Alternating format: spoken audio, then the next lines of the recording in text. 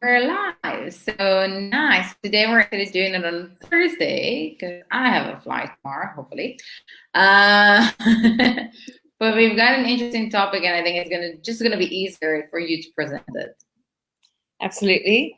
So it's about the origin of limiting beliefs. So limiting beliefs, you might think like, why is that relevant? And it's relevant because very often we put this belief on ourselves of what we can and we can't do.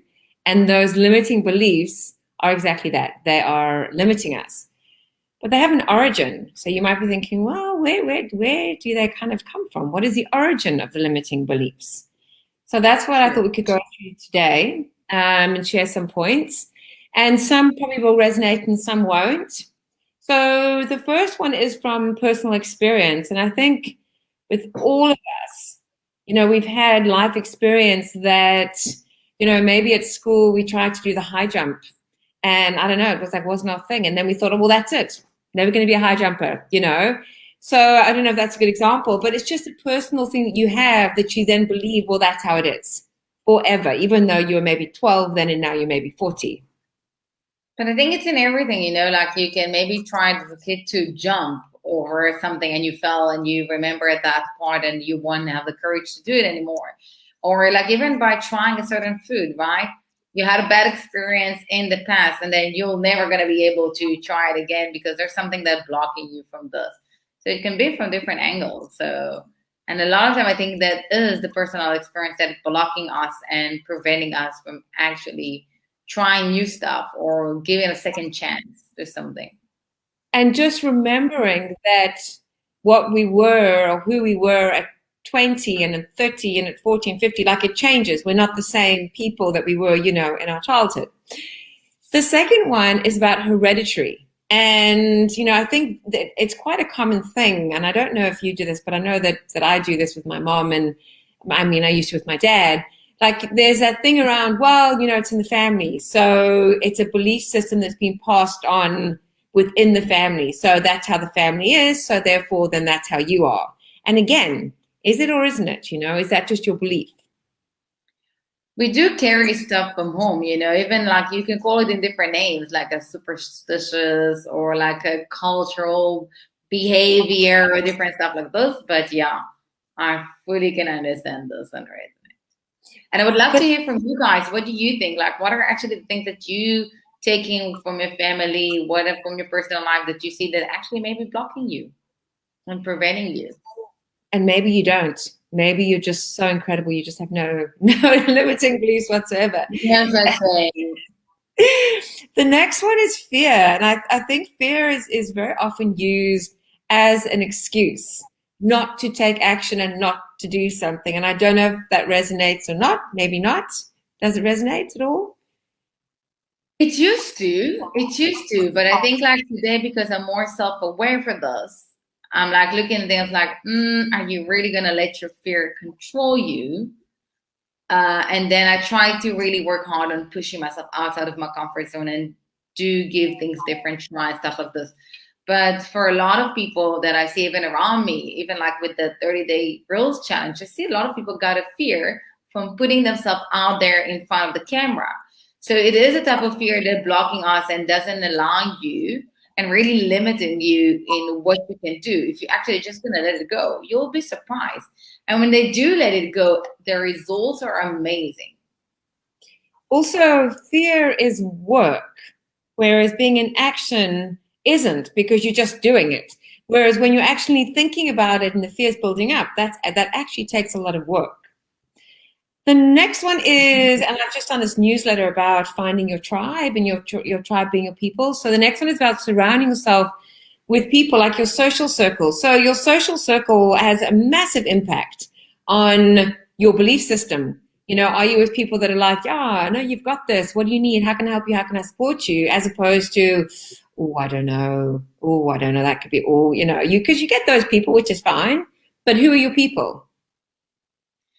That's super important in general. We always keep repeating it on different variations on different topics. Because again, I like, it's not a good thing for the person to be by himself. We need that to have people around us we need to have, but we need to have the right people that will keep us pushing.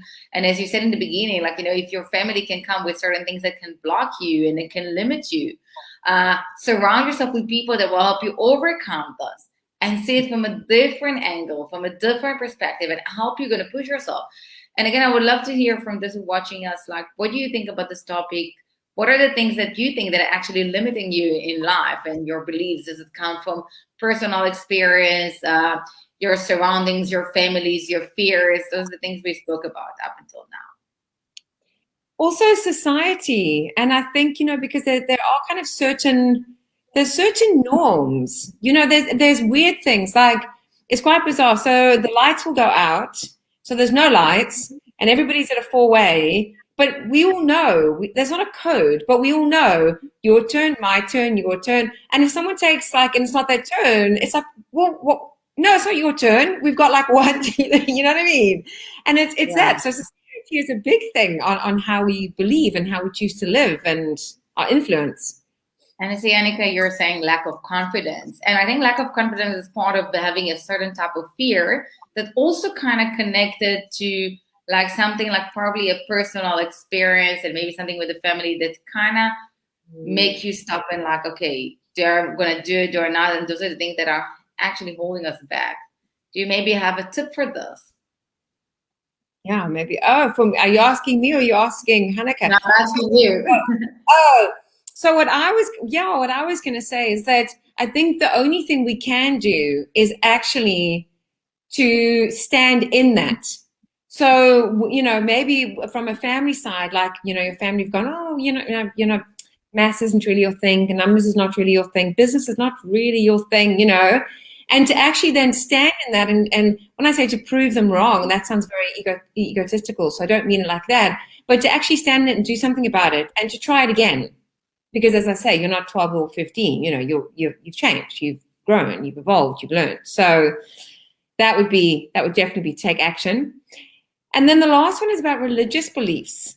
And I think when it comes to religious, spiritual, they can have they do have a limiting belief, because if we have a certain belief system around that, we're going to live our life according to that. So does that resonate? But that's gonna go in line again with the family part, that you have certain traditions, certain superstitions, certain things that, you brought up with, and you have a certain type of behavior, and there's certain things that, again, it all linked together, right, with society that will also guide you in a certain way.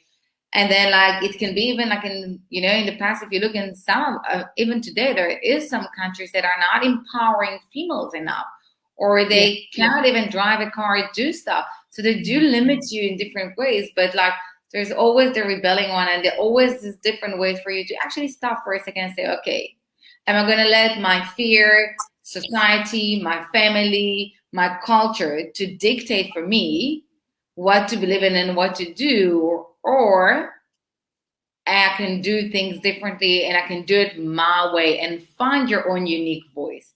And I think that's the important part, because I know that I, a lot of the time, do deal with my fears, and I really try to overcome them. And that's when you said, if I resonate with this, and I would love to hear what you guys think about this, but what's limiting of you, except like you said, like Hanneke here, lack of confidence. What else? Does it come from family, from friends, from society?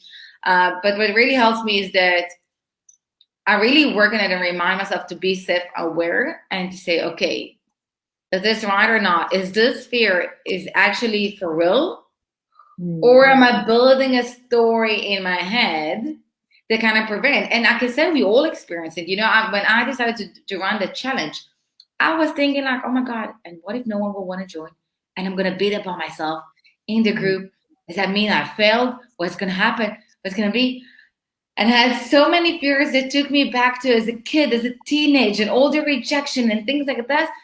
And I just said, you know what? You know what you do. You just do it and trust it and go with this. So I really recommend you guys to find the right supporting group that will push you, because I had also friends that said, no, you can do it and it will be okay. And also, no matter what you do, even if it doesn't work out the way that you wanted it to, you still learn something. And the next time it will be better. There's no question it will be better, because you learn. Hopefully you learn from the mistakes and things do get better. So for anyone who has got limiting beliefs, who's struggling with that, yeah, I hope it just gives some insight and help. And we will be back on Tuesday. Yes. Have a lovely rest of the weekend almost.